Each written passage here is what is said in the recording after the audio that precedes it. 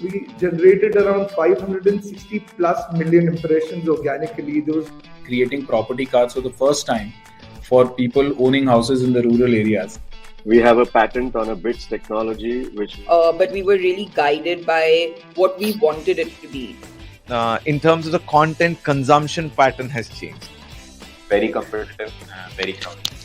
The objective is basically to democratize cancer care. I see a very bright future for retail industry.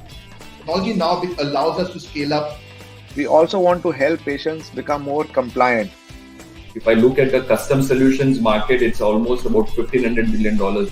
Your customers will not continue to be with you if you don't change gear. We had adopted digitalization much earlier. Within a very short span of time, we are the number one operator in the whole of South India. If you are reaching out to a lakh people today, you would be reaching out to an entire globe tomorrow. We got those two brands and then immediately got into a few of the LFRs and there was no looking back.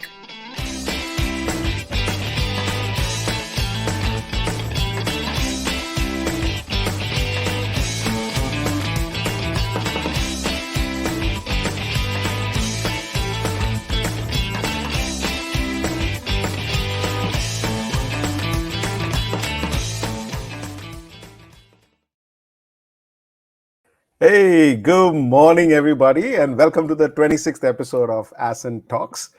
All right, before I actually do the usual routine, I just wanted to thank some of you guys who have written to us about our podcast. We're also on the Spotify, Apple Podcasts, on the Amazon Music, pretty much all the channels, and we receive some very interesting messages of people saying that we follow this show in the mornings on the way to our work. So thank you so much. And today's speaker, you will thoroughly enjoy it if you're listening to the podcast. It'll be a fantastic show for you guys.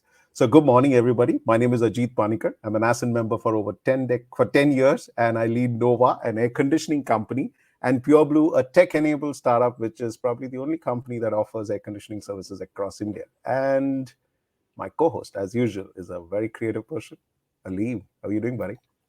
Fantastic, Ajit. Good morning, and good morning to everyone. My name is Aleem Merchant. I lead an advertising and marketing company called Synapse, and I've been an Ascent member for 5-7 years now, and very excited to be part of Ascent. And Ajit is going to talk to you more about Ascent because we say Ascent so many times in this show. So I think it's good to know what's Ascent first. That's right. So Ascent is a not-for-profit expression of Harsh Mariwala, Chairman Marico Limited, and his passion to identify high-potential growth stage entrepreneurs and enable them to grow their enterprise and enrich their entrepreneurial journey. Launched in 2012, Ascent today empowers more than 850 entrepreneurs across India. Ascent is designed as a unique, powerful, peer-to-peer platform that leverages the power of the collective through self-facilitated groups called trust groups, which enables entrepreneurs to share and exchange experiences, ideas, insights, and create a healthy ecosystem to learn from each other. Ascent Talks, a weekly event, is held every Friday at 11 a.m. and it showcases the interesting entrepreneurial journeys of Ascent members. So, Ali, let's bring in our guest today. Absolutely. And talking about guests and talking about introductions, I'll make an honest confession. In the past 26 weeks and 26 shows, every time I learn 2 new words. So today, 2 new words you all will have to identify from an introduction. But introducing Pravin Shekhar. Pravin Shekhar is an outlier marketer and a raconteur. Unconventional marketing is his forte. When the world moves one way, you need to move another. That's Pravin's philosophy and work style. Inspiring creators is his purpose in life. As a parallel entrepreneur, Pravin has taken companies from startup to multi-million-dollar revenue. Pravin is a recipient of the American Marketing Association's Emerging Leader Award. He's a recipient of Ginny Valentine Award for skilling and employing people with disabilities. A creator across genres, Pravin conducts masterclasses and workshops for growth stage leaders. He has published 13 books till today, and all those books behind him are all his. Welcome, Pravin, to the show. No, all his in the sense, not that he bought it. The guy wrote it. Not like my medals, which I bought. Oh, lovely to be here. Thank you for inviting me. Lovely to be on Ascent Talks. Fantastic. I mean, just kicking it off straight into the show.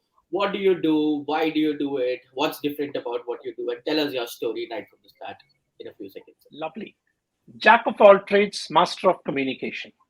So at the end of my life, when I kick the bucket, I will have no regrets and I will go past with a smile and a large laugh on my lips. So what do I do? The primary entity that is the cash cow is KREA e-knowledge, and we assist healthcare companies take effective decisions through the power of research, analytics, and insights. KREA is one of the pioneers of the online panel business specific to research and decision making. We have by far the largest, best validated medical database for India that we use predominantly for research and to assist in decision making, price points, where to set up the next clinic, which product, whom to buy, etc. The entire segmenting part of it is done by KREA. Under KREA, our CSR initiative is called Can Do, where since 2010 we have been skilling and providing employment and social entrepreneurship for people with disabilities. And the third division is our creative powerhouse, where we invest, incubate in startups and ideas.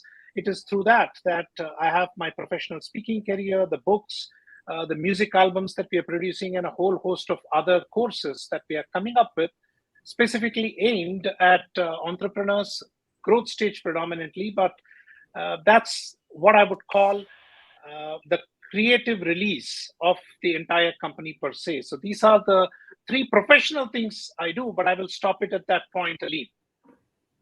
Well, Pravin, tell us something, the three professional things that you do are, for a layman, I'm sure you thought through it, but for a layman like us, who's looking at it saying, yeah, these are three different things that he's doing. Are they even connected? Where are they? One is the medical field, then you have the CSR for disabled. How do all these three things come across here? And are they really all different, or there's a story where they're all connected from behind or anything of that sort? Tell us about it. So that is obviously a very strong connect. So when we started building, validating the database, we needed a calling team. And the calling team actually physically calls the doctor or the hospital owner, verifies and puts it in. And that is when we first hired a couple of visually challenged resources in 2010 who were doing all the calls. And that was supplemented by the hearing impaired who were doing all the textual data editing and validation, all towards funding and funneling the main business of healthcare decision making by having our USP, our IP of the largest validated part, because that shortens the decision making time by at least 40%. Now, this answers the how, why, and what. What needs to be done, whom do we do it for, is where the Outlier Marketer School comes in, or Crux 108. And then the actual fielding, collecting data, analyzing happens as a combination between KREA Plus, which is the research arm, and Can Do, which is the call center. So each of these divisions were support centers for the main, but as happens in all our businesses, the support functions outgrow the main purpose for which they were built. And then Can Do started off supporting a lot of startups in their lead generation activities, calling, setting up appointments, scheduling virtual summits and events. And they had a lot of clients from incubation houses. And the same houses came back to us saying, hey, you tell us who is a buyer, you tell us why they want to, but how do we actually get them to buy? So what can you do? How can you help us? So that's the strong connect. We have a lot of healthcare startups and connects who use all three services, but pretty much all three are independent entities, different CEOs who run it through under the KREA umbrella. So that's the connection, but each of them have their own clientele across some pan-global, some very specific to India. And Pravin, what are the significant changes you brought about in this industry? What are the significant changes you are seeing in this industry, and how you tapping? Aleem, it gets my goat because I travel a lot. I'm a conference junkie. I love going to conferences to learn, to find out what's the next trend. So when KREA was formed, we brought in online research into India, online healthcare research as a specialist, 2009-10. We were out there trying to bring the new thing into India. And the education part of the sales took about 90% of the time, and it took us 6 months to 9 months to close a sale. So by 2010, we had to take a strategic decision that we cannot be educating everybody, and we moved our business business development, lock, stock, and barrel outside India. So till date, 90% of KREA's clientele are international pharma, healthcare research houses that want to research into India. So the business development happened outside until, and we were getting 3, 4, 5% in terms of our total clientele as Indian clients, until Corona happened. And the whole physical world shut down. You couldn't research, you couldn't talk to people, you had to move online. And all of a sudden, my client, my competitor, their uncle and auntie all wanted to do online research, but for the last 10 years, who's been educating the world about online healthcare in India? So that happened automatically. So now there was no need for that education. So if you ask, what is it that we pioneered into India? Till date, we are the leading healthcare decision service provider in the wider research analytics industry. And we continue to move that with WhatsApp-based outreach and coming up soon with one of our incubation, which is an AI data bank of healthcare answers. So it is always trying to be at the cutting edge rather than the bleeding edge. But the problem being at the cutting edge is we cut ourselves first many times and then make the changes. Amazing. So I'll tell you to all our viewers, Pravin has also brought a significant change to the Ascent community. If you want to see that, just notice him, okay? Look at that mustache of his, man. Look at that mustache. It's going, it's going to go behind his glasses soon, man. So Pravin, tell us, how did that happen? This big mustache. Yeah. How did that happen, man? Tell us about that mustache. We want to know more about that mustache. Absolutely. So there are two parallel stories, and I'll keep it really short. One, when my wedding was getting finalized with my wife, and the engagement hadn't happened, but it was pretty much arranged. Yeah, just in case of viewers, I just want to tell them, his wedding was with his wife. Okay. Yes. It's different. It might be different for you guys, but his wedding was with his wife. Okay, please go ahead, Pravin. So I sat her down and told her that my dad got married when he was 30. My grandfather at 30, my chacha at 31. Everybody lost their hair at 30. And I was 25 at that point. I told her, you got a 5-year notice, but it lasted 15 years. So that's behind this look. But 2010, 11 onwards, a lot of my college friends started moving back into India. And my drama troupe from college days started getting together. We didn't have time to do a lot of plays. So we started doing photo shoots. We started doing spoof, retro shoots. Some of our shoots, especially for Bahubali 1, got covered in the papers. So this was in character as Shikari Shambhu with the cap. So if you've seen the cartoon, so this was in character as Shikari Shambhu, but the character, everybody around me started loving it, that ended up becoming my brand.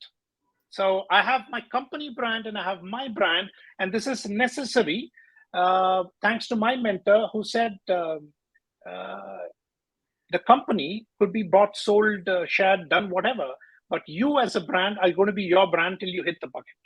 So you need to invest in both. So if you look at my company colors, they are orange and black. But if you look at my personal colors, they are this. So that's the genesis behind the mustache. And now it is there to stay until we come up with another play or something else. But even then, I'll still have to retain the mush because that's become the identity. Awesome. And this is also my ode to Salvador Dali. So if you don't know, he's the craziest creator of all time. Wow. Amazing, Pravin. Just a quick one, Pravin. I know for viewers who feel, who've done, you've done so much businesses and you've made significant changes, nice little story about for any entrepreneur, it's never an easy. There's always a backstory. Yeah. So share with us what is that big challenges that you faced and how did you overcome with that? Yeah.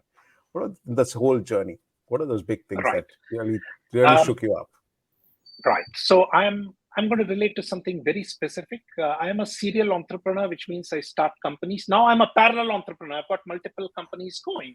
But when I started KREA, I was already in business. I had exited the company, and some members of my team who were in love with me followed me through to the new entity. So the biggest challenge I had was living up to their renewed expectations to recreate the magic that we had created earlier on. And I did not succeed fully. The whole bunch that had come in, Ajit and Alim, you would react. We've already made a success. We made an exit. taken a sabbatical, I restarted something, and the whole my management team followed me right through. But within 2 years, I lost half that team because I was not able to recreate the magic in that short a time frame. And that is one of the biggest challenges that I had, and I'm remedying with every new business with former colleagues whom I continue to tap into to come in, is to calibrate and set the expectations right at every interaction that we go through.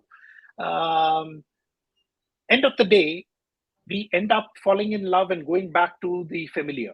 So you mentioned about the wife. Well, our first love or our first girlfriend, etc. You keep trying to go back, but in this case, they are colleagues. They are people who worked and given the toil, tears, and sweat, and we've done it together in the battleground and made a success or failures that binds us more together.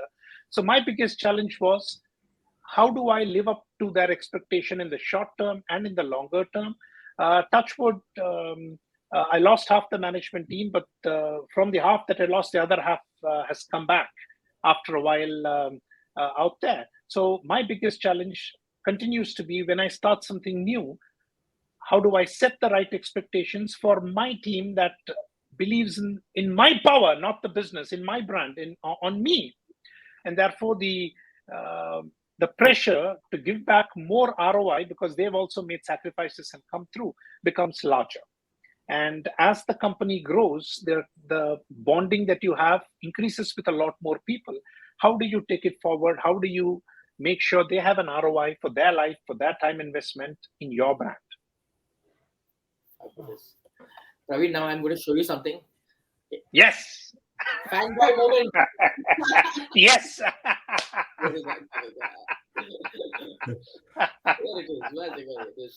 Yes. So yes, culture. Share with us, how did you write 13 books? Most entrepreneurs say that they don't need a 1 minute of spare time, and you can write 13 books. So give us the secret. How does one write 13 books in their life? And I know you're going to write about 25, 30 more. So yes. Oh, it comes down to I took a book coach for my first book, Devil Does Care, which was a marketing book on guerrilla and outlier marketing. And the first thing he said, Pravin Shekhar, who was the book coach for my first book and continues to guide me, he said, your first book is going to be crap. Deal with it. And two, why does the book have to be in Wall Street or other part for other people's parameters? You are writing for your audience. You write for your audience and be happy with it. And the second guru that I have is Arun Verma from Arun Verma Design Services, who runs a retreat called Creative Ghar, who said it is our purpose in life to create whatever we are given, to create and put it out into the universe and leave it up to the universe to go ahead. And therefore, once the first book started, which incidentally, on the same date I launched my first book, my 9-year-old daughter at that point launched her first book. And it was very well received. That kind of gives you a bit of a vanity kickback. And the second one comes out and the third one comes out. But in my case, Ajit and Aleem, I also have a robust parallel career as a professional speaker. I get paid to speak, which means every year you need to have something new to offer to the audience, a new marketing talk, a new method, a new research that you have tested out. And when you deliver a talk that roughly translates into 10,000 words, add something more, and then you have a book ready. So every year I need to come up with a new topic, and therefore it comes through. But how do I write? I write every morning. Whether it is good or bad, I write every morning. And two, I read on average about 65 to 70 books every year. And they shape your thoughts. I listen to other speakers, but it is my way of planting my seed back into the universe. Whatever happens with it, I have no expectations. It does well. So people, when they ask me, so how many of your books are bestsellers? And I say every single one of them. They say, "I don't joke, man. I don't see it anywhere." The reason I come up with my books is for my purpose, for my expectations. So as per my expectations, it is every single book is a bestseller because it's brought out for a specific purpose. One of the books is for, like Ascent, I'm also quite active in the Professional Speakers Association of India, where 90% of the members are speakers, but they want to be professional speakers. So I brought out a book only for that segment. how to get my first paid speaker gig. And out of the 200 members, 150 bought it. So why is it not a bestseller? Yeah, right. Too good. Right. To me, it is. And talking about marketing, these are other avenues for people to taste me.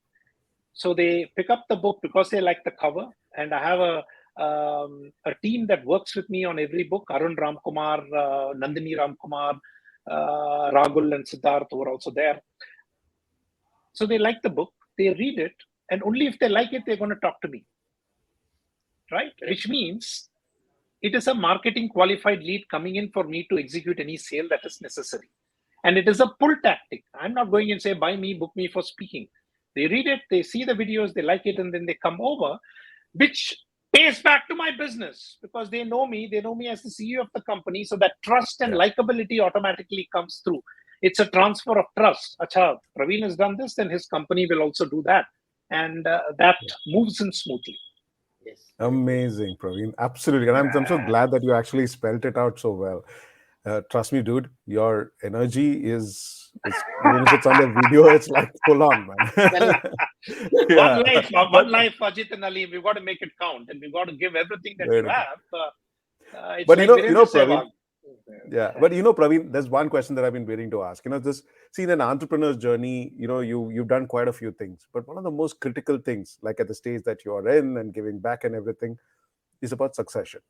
Your enterprises live beyond you. They're immortal. I mean, they go beyond it. You build legacy around it. Your business is so diverse, and it's all driven out of your passion. Have you thought about succession, and how do you think? I mean, is that practically possible? Not possible, or is it a challenge? What's your thoughts on that? Right. It does tend to be a challenge up and down, but succession, I look at it in two parts. One are my professional children, people whom I have worked with, groomed, and have come up the management ladder, and one are my biological children. The answer is very clear. My biological children at this state in mind, 20 and 16, have clearly said they're not interested in numbers, statistics, or marketing. So it most likely will be the social arm that one or two of them would carry through. So the succession on each of these business will be to the professional children, so that I can at some point get out of the title of CEO, but then the business will continue through. And at this point, I'd love to quote Robert Cialdini.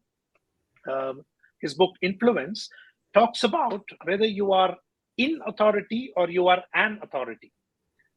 Very beautifully done. That in authority means you have the title, you have the Gadi, you have the big one, the image of being in authority, versus being an authority when, regardless of what you do in that particular talk, you are an expert.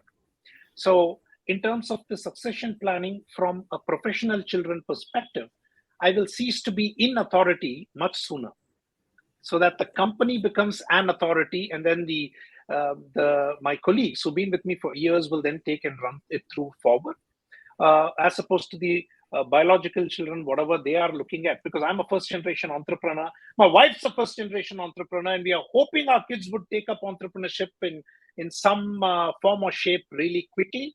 But it's their journey, and they will need to decide what they want to do, while we have the platform ready should they decide to jump into any form of entrepreneurship. So that's my answer to you, Ajay. Wow, amazing. But I will tell you a story. So over 3 or 4 Ascent conclaves back, I was sitting in one of the rows, and I saw this guy, very well dressed, mustache, I'm talking about. Okay, and I'm like asking someone, who's this guy? He said he leads our Ascent Chennai chapter.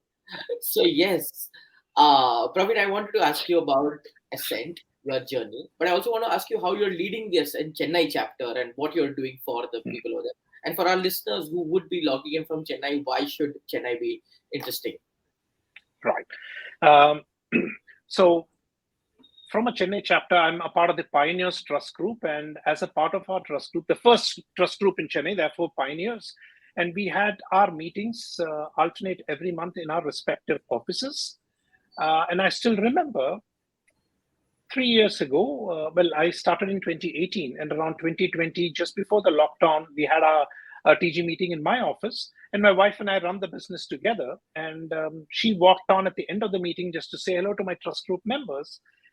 and thanked each and every one of them for the transformation in me as an entrepreneur after having joined Ascent. Because what Ascent provided me was my board of directors, my board of advisors who question me, who hold me accountable for my promise to become a better entrepreneur and to run the company better than I possibly can or I should. So that's how it started. And we did get beaten up a little bit from a COVID perspective because we had a pretty good, strong trajectory of growth, and then things turned hybrid. But now we are on the growth path again with close to 100 members in Chennai. And to me, Ajit and Aleem, it is what my wife told my trust group, that I can see a transformation in Pravin. Thank you. Even though she has no idea because of the confidentiality, what is it that we discuss, but she observes what I do in the company and how that has changed, how I interact with people, how the strategic vision has changed. And that is something that as a growth stage entrepreneur, growth stage first generation entrepreneur, I lacked. Whom do I go to and ask for advice? Whom do I, without getting into the Gyan mode? So as the Ascent rule, whenever I put forth the problem, those who had solved the problem told how they had solved the problem. And it's up to my smarts to see what can I learn, what can I adapt, how quickly can I put through. And two, we are in India. This is not the West where you go talk to shrinks and that has become a fad. So my trust group members, my board of advisors are my shrinks to whom I can go and whine. I can go and complain. I can talk about, hey, I am frustrated. And they step in and saying, hey, how can we help out? And this is not just from a professional standpoint, also from a personal standpoint with our monthly check-ins where we talk about what went right, what went wrong. So, and being only for growth stage entrepreneurs, our problems are different.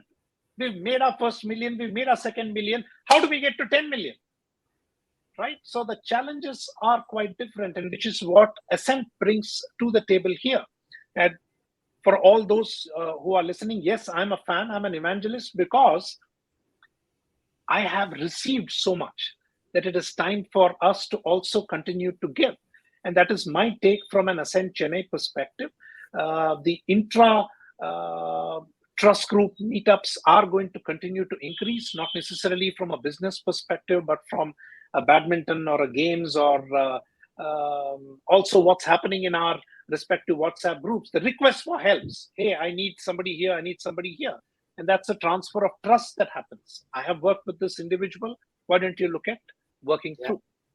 So Chennai chapter will continue to grow. And Chennai is not only Chennai, it's also the borders. We have people coming in from Coimbatore, from Madurai, from Tirupur. A lot of meetings are happening. So this is a support structure, Ajit and Aleem, that Harsh Mariwala dreamed of, and a whole lot of us are reaping the benefits, and we will need to share it through.